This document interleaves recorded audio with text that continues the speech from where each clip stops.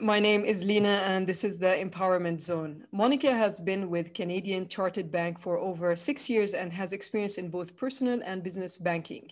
During her time at the bank, Monica managed over 80 million in deposits and 16 million in lending.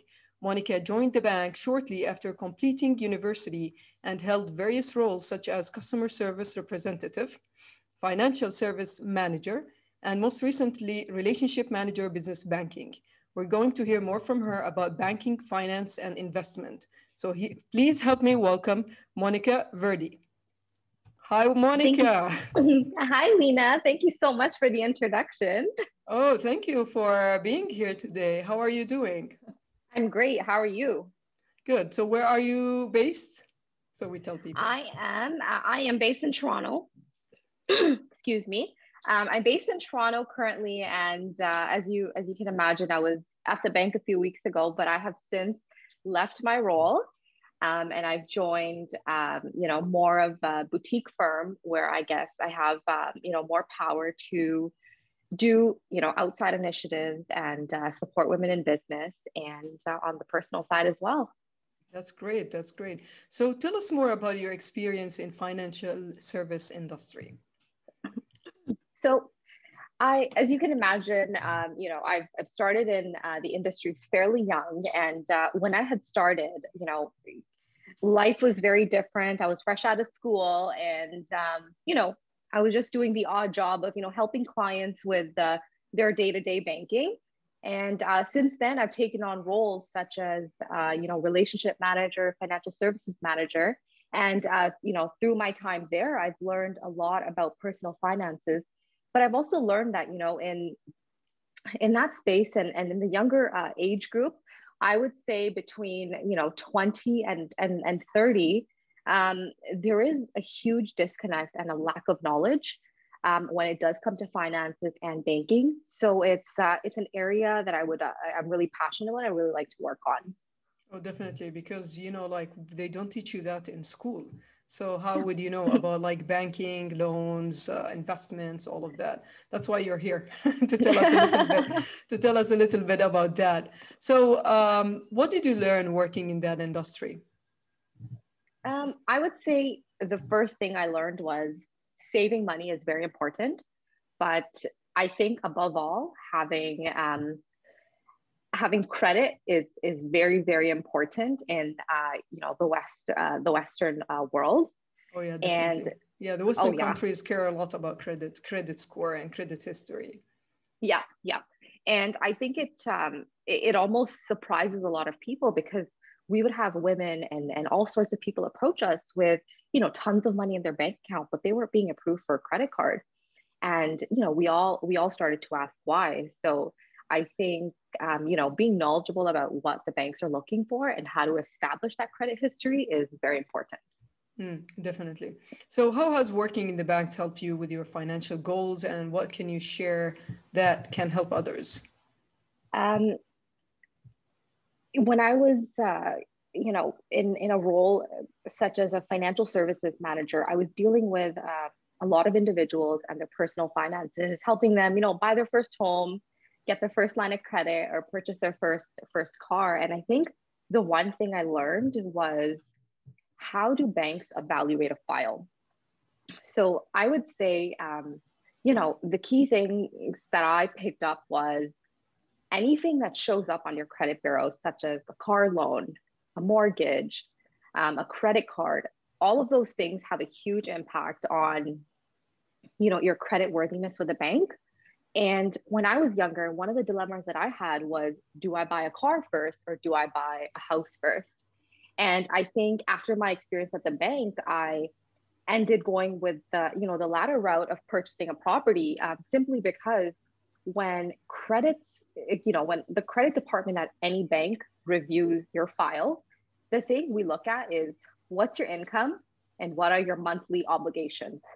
So oftentimes when you get a car loan, it will be reflected on your credit bureau. And say, for example, it's $500. That $500 is something that's going to show as an expense. And if tomorrow you go to purchase a property and your mortgage expense is around $2,000 a month, well, we have to add that $500 to it as well, to qualify you for the size of your mortgage. And if you have pre-existing obligations showing up on your credit bureau, you won't get approved for as large of a mortgage as you could had you not had a car. So do you think for people who wants to buy their first property, should they really go first to the bank, or they try to kind of get, somebody to invest in their idea on buying a property? Or is it an option just to go directly to the bank? Because usually, people just avoid going to the bank. They go at the because there's a lot of, percentage, a lot of, commitment. So what do you advise? I would suggest going in and just having a conversation. So, before even making an attempt to purchase a home, I would say go in, make an appointment with a personal banker or a financial services manager at a bank, have a conversation and tell them what you're looking to do. What will happen at that stage is oftentimes they will sit down, explain the process to you, and they'll actually work backwards in the sense where they will tell you what you will pre-approve for today and what you will pre-approve for tomorrow. Say, for example, if you're expecting, some sort of employment benefits or a salary increase. So I would say go in, have a conversation, don't be shy, and discuss what your needs are and what your goals are for the near future. And somebody will help you kind of tailor a plan to help you get to that point. Yeah, what about investments for stocks? Because I think the bank is involved in that. And once you have a certain, I think, number in your bank account, they call you and they're like, do you want to invest in some stocks? Do you have some experience on that as well?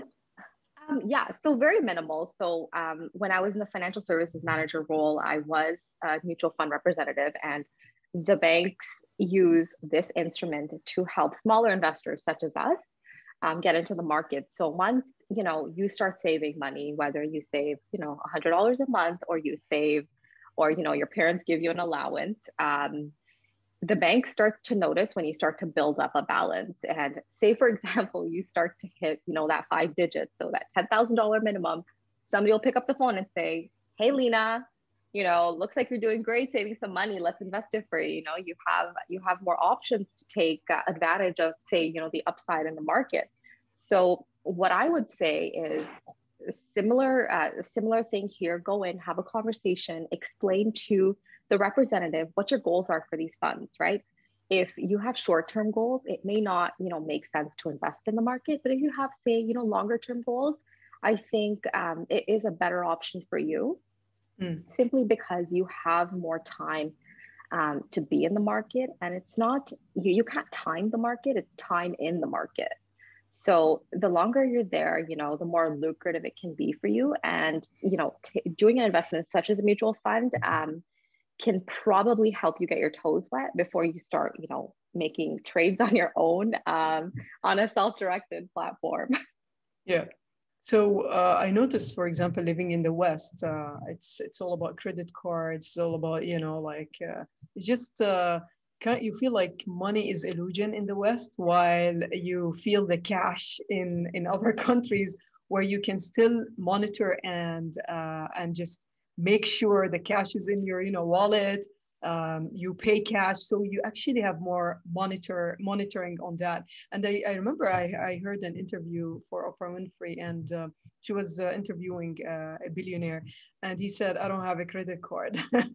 Can you actually, that's what I'm thinking, can you really live in North America and not have a credit card and still, because I think the bank, they don't give you anything if you don't have a credit score, credit history, all of that. And what about entrepreneurs who love cash, they love to go out there, just buy and get, sell, and it's all in cash. What do they do? Because I know a lot here in Jordan, they do that. They actually don't have even a Visa card.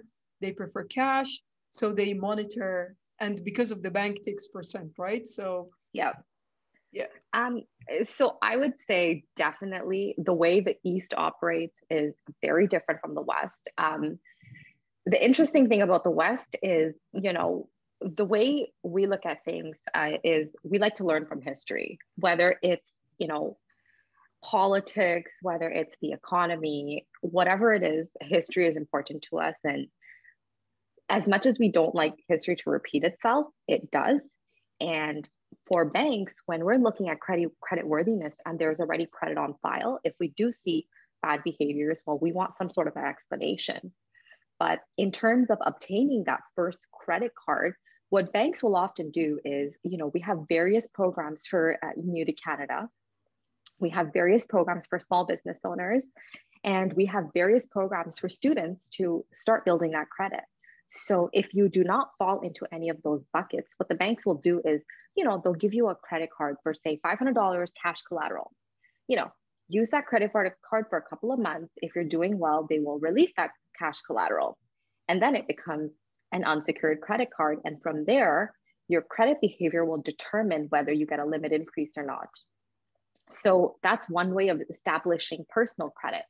Now, if I take that hat off and I put on my small business cap, I think, okay, we have a small business owner, say, for example, LINA. LINA has her business, SheFighter. SheFighter needs, a credit card to pay their online subscription every month. And, which I did not get. Which I did not get. Oh, no. And so how do we approach this? And so I would say, in a situation like yours, like what we would do on our end is we would do the same thing. We would look into getting you a small business secured credit card or a corporate MasterCard that is cash secured as well. We'll, review the accounts for a month. You use it as a charge card for your business purposes. And once that's done and we see that the credit behavior is there, at that point, we can walk in and do the same thing we do on the personal side. We remove that cash collateral and you can operate it like a standard credit card. That's interesting. I actually realized like there's different ways to transfer money anyway, other than credit card, which is like, bank transfer, PayPal, all of that. So I've been active using that for my American-based company. But what I noticed is like when you have cash in your wallet, like for example, if I withdraw 200, let's say dollars, and I put it in my wallet, I actually kind of discipline myself to just spend $200, let's say these 5 days or 1 week. It's actually a form of discipline. Like if you want to go buy something and you're like, no, I said I'm going to keep the $200, in my wallet. So it's kind of discipline when you see the money in your wallet and you can actually check it. But there's no discipline when you have a credit card. You're just like, it's crazy when I'm in Canada, for example, when I'm in Toronto, I'm just buying, like I went to the bank 100 times, just telling them how come I spend all this money, and they're like, let's sit and go through it. And I realize I'm spending a lot because I'm just not monitoring what I'm purchasing, because it's not the same in Jordan. Like I can monitor everything. So it's just it's different, and you need to have some kind of control, I think, over how much you spend in your credit card.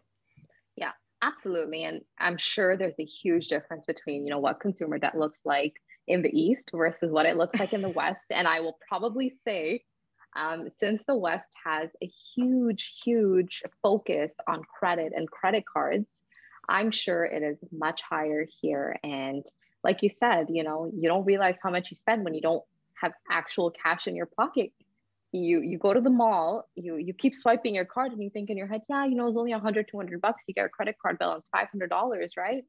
So it's like that concept of not seeing and just doing. And then, and later it's a surprise. You don't realize where you are, but that's also, the credit card business. It's also how these creditors make their money, right?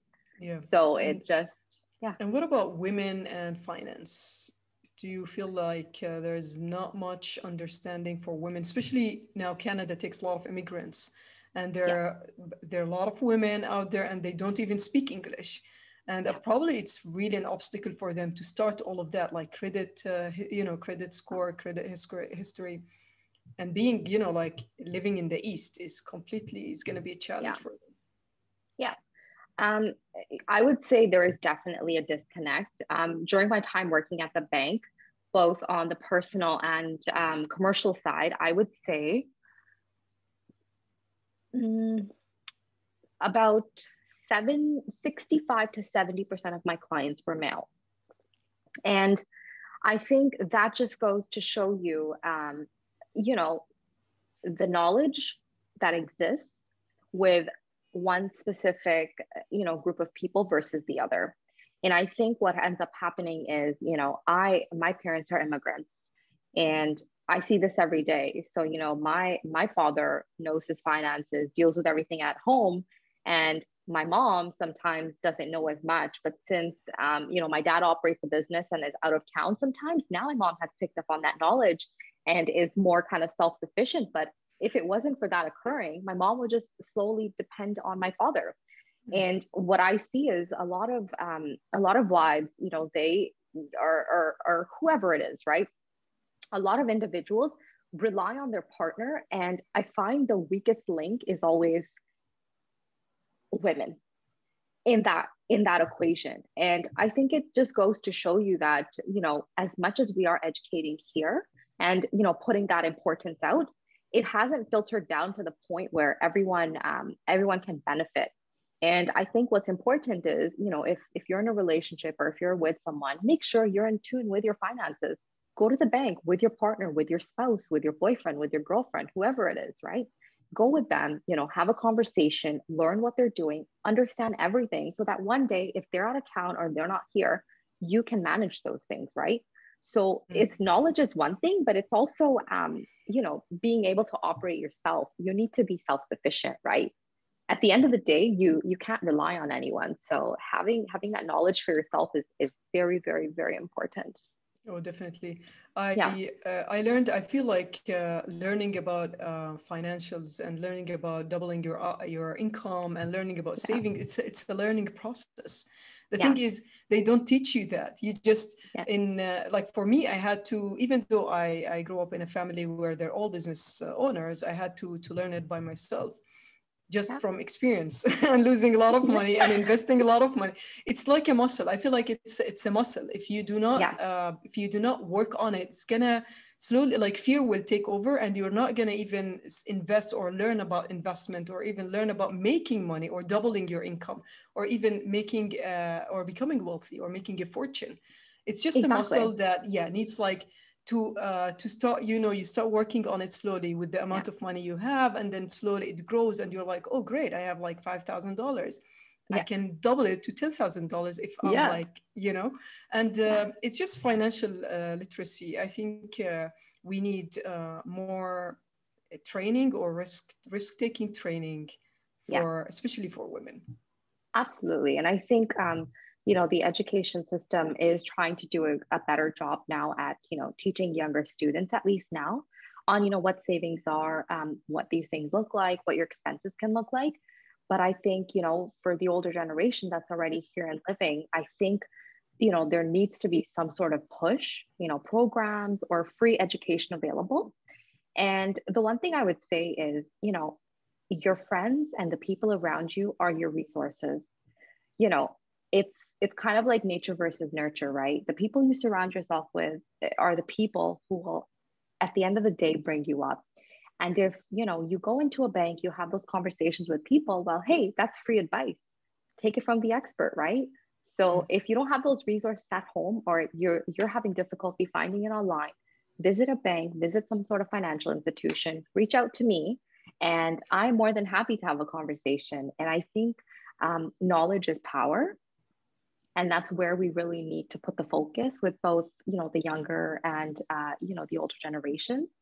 And having a better understanding of your finances will lead you in a direction where you're financially comfortable, but you're able to achieve those goals. And I would say the most important thing out of all is having a goal. Once you have something to work towards, you will figure out how to get there. But if you're if you're catwalking in the dark, you're only going to go so far, right? So I always tell everyone, have a plan, have a goal, and that way, once you get there, it's a good feeling too. Yeah, definitely. Yeah. Definitely, it's a great feeling. So how do you envision yourself in the future, or how do you see yourself in the future? In terms of like professionally, in my career or personally? Everything. Everything. So it's that's a very very open-ended question. I have to think about this Yeah. one, you know. I did not send you that one, you know. I have some No. questions that I don't send. How do I envision myself? I envision myself in a position where I can share knowledge. I think my key skill has always been connecting with people, whether it's, you know, younger, older, you know, whoever it is, whatever it is. I have a way of, you know, feeling comfort and connecting with others and individuals, and feeling comfortable, making both parties comfortable. So I, in the future, envision myself being in a role or a position of power where I can share my knowledge and help other people and women get to, you know, where they want, whether it's personally or financially. And I see myself in a role where I can also give back. It's always been, you know, a very important part of my life, and I think it's something that I will continue. Great. And where can people find you online? You can find me on LinkedIn, Monika Virdi, MonikaVirdi, and I'm also on Instagram as well. You can find me through Lina's page, Monika You can stalk Monika. VIII. There we go. I'm gonna share everything, all the links. So Monika, thank you so much for this amazing talk and your passion for finance and small businesses. Thank you, Lina. It's always a pleasure. And for everybody watching, please subscribe at SheFighter.com, and to watch the latest episodes of the Empowerment Zone, visit SheFighter.com/the Empowerment Zone. Thank you and have a great day.